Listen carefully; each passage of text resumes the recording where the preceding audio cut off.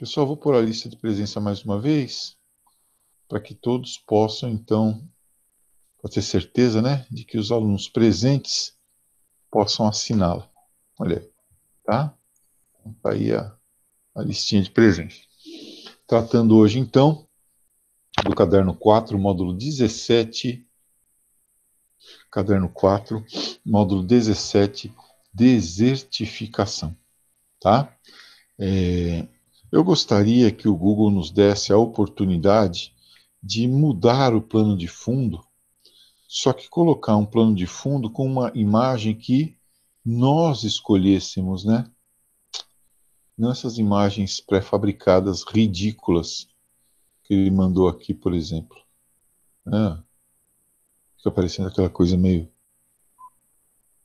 Earth, Wind and Fire, né? Meio anos 70, assim. Mas, em todo caso, né? Bom, tô falando aqui do meu banheiro.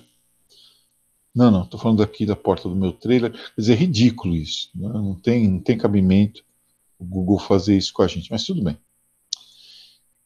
Que aí eu poria o slide de fundo aqui, e aí eu ficava interagindo com o slide, entendeu?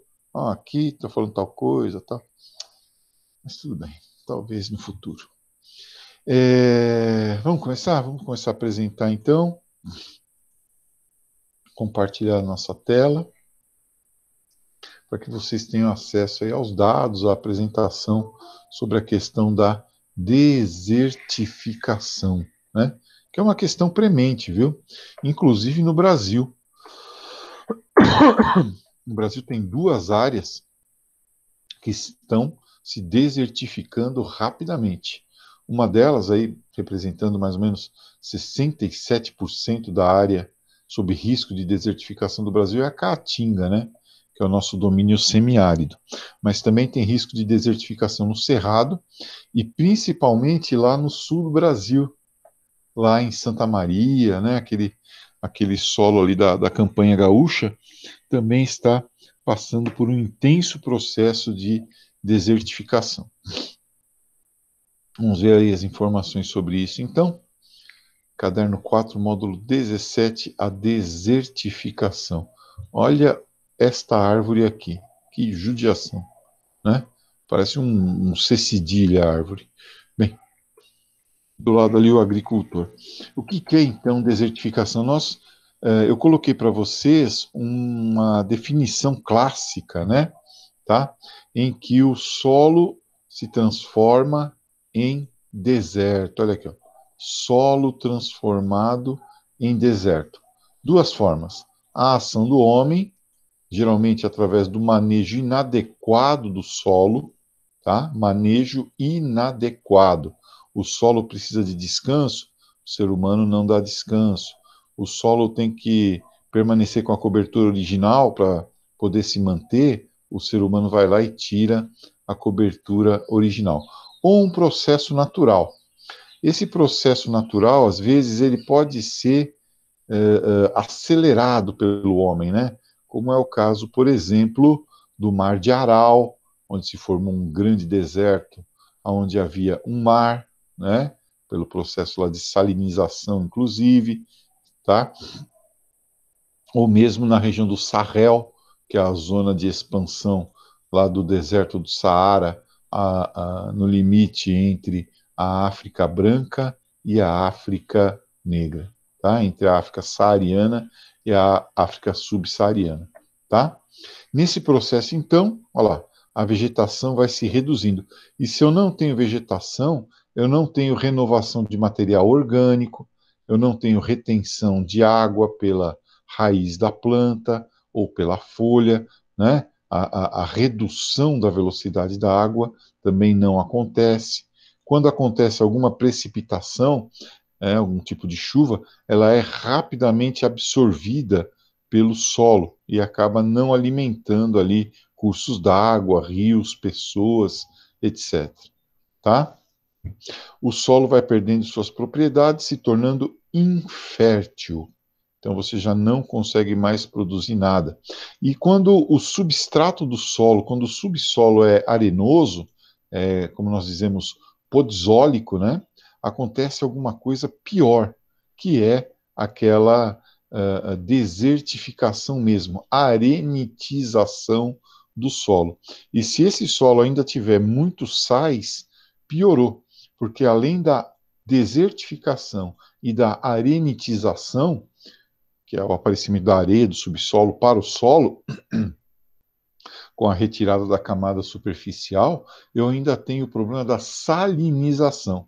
Aí acabou, morreu. Não vai nascer mais nada ali. O trabalho para recuperar esse solo será intenso, demorado, caro, né, e talvez não recomponha aquilo, as propriedades que o solo tinha antes. Tá? Então a desertificação tem todos esses problemas. Ó, por que que nós estamos assistindo um aumento da desertificação? Porque nós estamos vendo um avanço da fronteira agrícola em vários países, né? Principalmente países emergentes, tá? Países mais pobres, né? Que vão aumentando a sua área plantada para poder exportar alimentos que geralmente vão para países desenvolvidos, né? Ou vão servir de ração. A nossa soja, por exemplo, em grande parte vira ração, ração de frango, ração de porco, né? E também o aumento das áreas de pastagem. Nunca se comeu tanta carne como hoje em dia.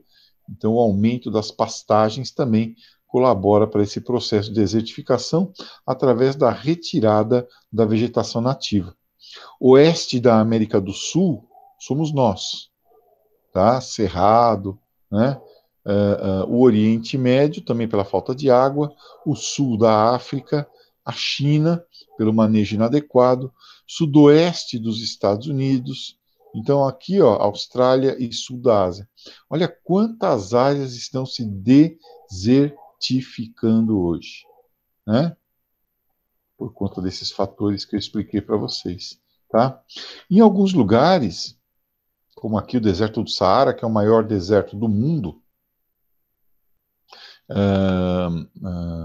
houve uma mudança climática natural, tá? Se você pega pinturas em cavernas aí no deserto do Saara, você vê nas pinturas das cavernas, nas pinturas rupestres, retratos ali do homem primitivo caçando animais, tem até desenho de crocodilo, de jacaré, de cervo, né? Aí depois começam, conforme as pinturas vão ficando mais recentes, começam a aparecer bichos mais associados à savana, não mais a um clima tão úmido. E finalmente começam a aparecer os camelos que vêm da Ásia para a África do Norte. Então, na pintura rupestre, vai mostrando ali um processo lento de desertificação, né, lá no deserto do Saara. Como eu disse, né, o deserto do Saara, maior deserto do mundo, tem 9 milhões de quilômetros quadrados, é maior do que o Brasil, é mais ou menos do tamanho dos Estados Unidos.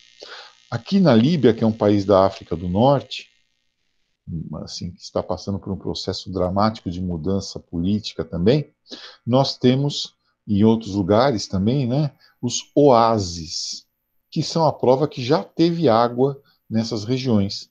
Os oásis são o resultado de água fossilizada, água que está nos lençóis subterrâneos há muito e muito e muito tempo, tá? E ele consegue sustentar eventualmente algum tipo de vegetação, né? Olha em volta dele, tá? Então só dunas, areia, né? E aqui nós vamos encontrar tamareiras, né? Vamos encontrar algum tipo de vegetação adaptada aí ao deserto, mas que encontra água no subsolo, água fossilizada, tá? Esses são os oásis.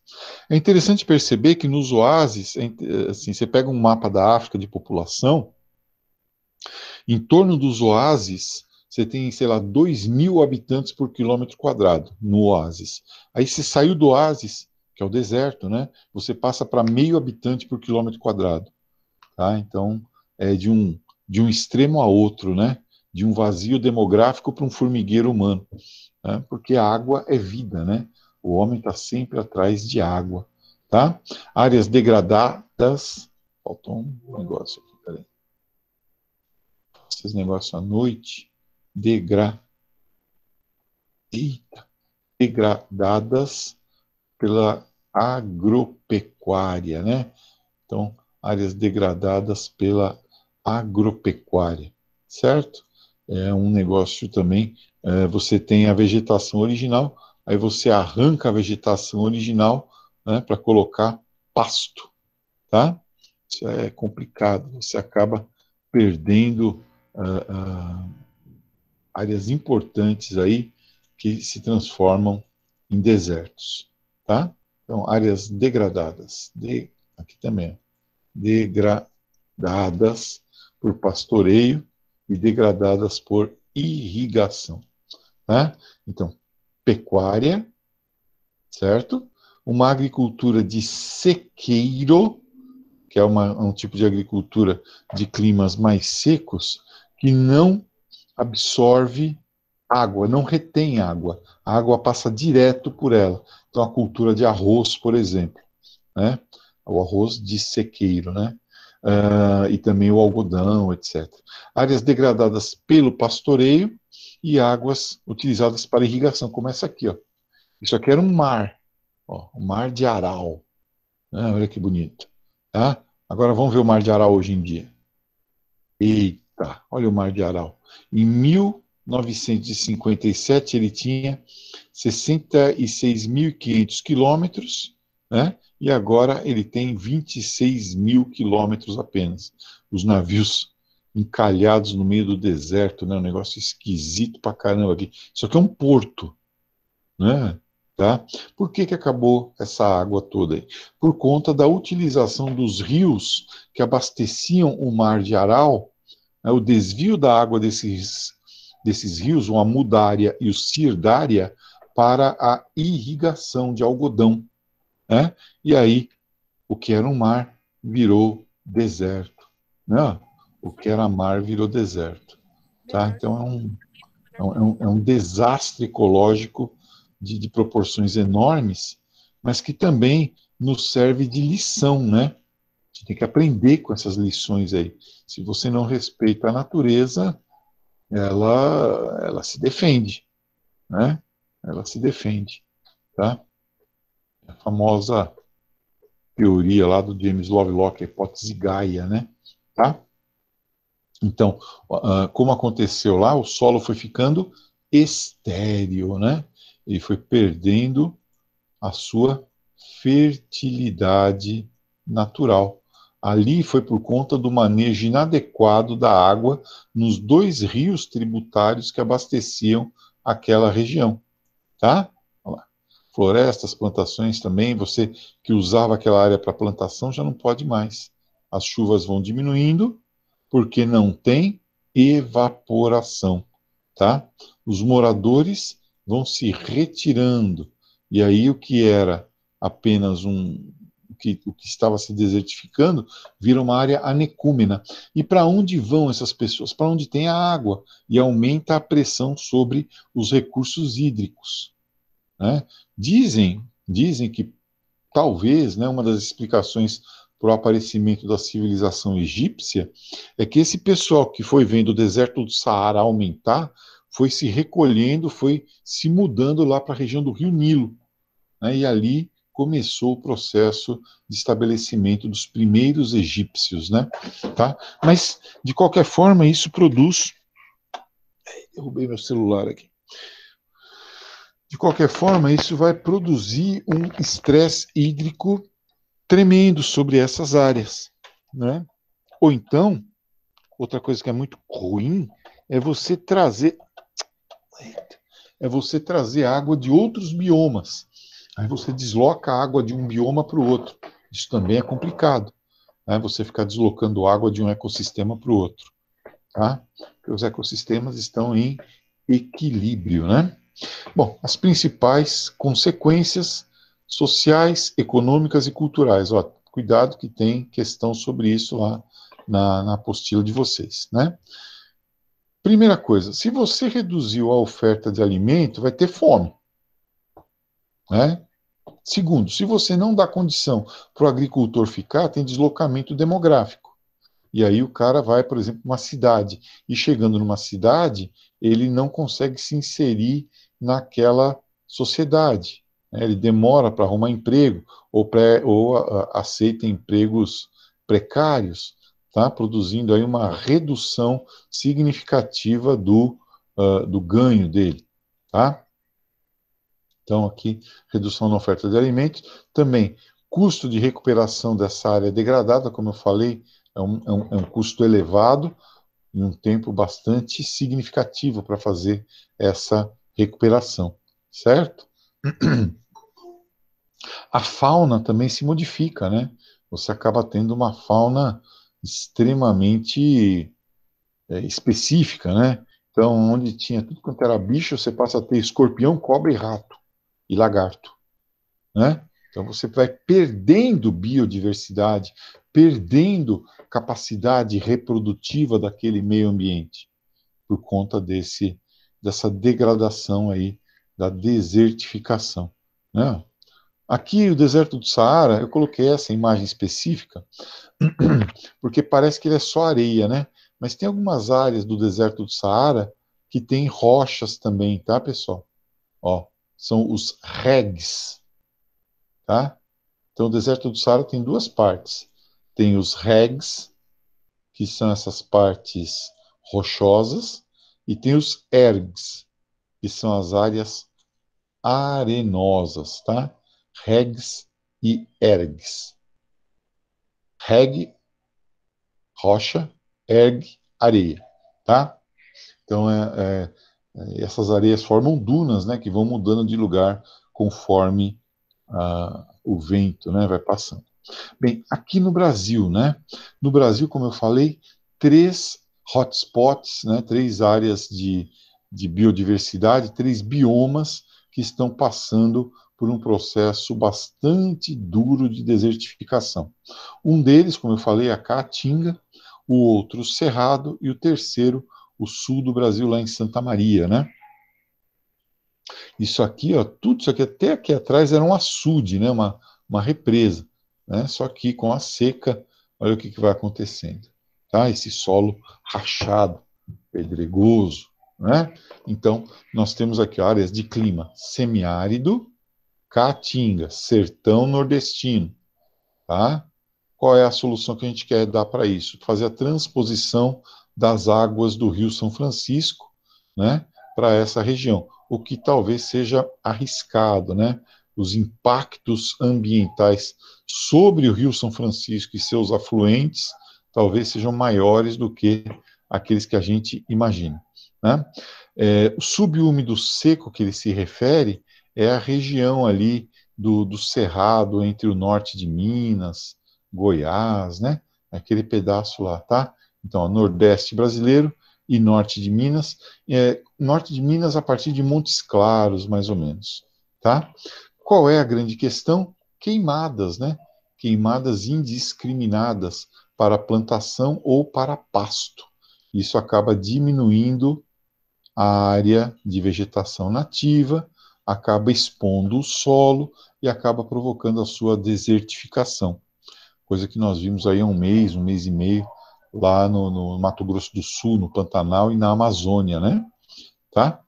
Então você vai eliminando a microfauna, que são os micróbios decompositores, né? Que transformam matéria orgânica em adubo, tá? Olha lá, os micro-organismos, né? Que participam do ciclo do nitrogênio também, né? Eles emitem, eles expelem nitrogênio, e esse nitrogênio, ele é bom, né? Para que o solo se torne também mais fértil. Quando eu elimino a microfauna, eu também diminuo a quantidade de nitrogênio e diminuo a fertilidade do solo, tá? Isso é complicado, né? Olha aí, quantas áreas que nós temos de vulnerabilidade para a desertificação, né? Aqui, ó, no Nordeste, 98 mil quilômetros quadrados, quase 100 mil. Muito graves, são essas vermelhinhas aqui, ó, tá? Moderada, quase 400 mil quilômetros quadrados. Essa área é mais em amarelo aqui. tá? Depois, agrave 80 mil quilômetros. Então, aqui nós já temos, sei lá, uns 500 mil quilômetros que pode se tornar deserto lá no Nordeste brasileiro, né? Áreas já desertificadas, núcleos de desertificação, 21 mil quilômetros que já viraram deserto. E aqui, ó, uma área que a gente às vezes esquece, é o extremo sul aqui do Brasil, né?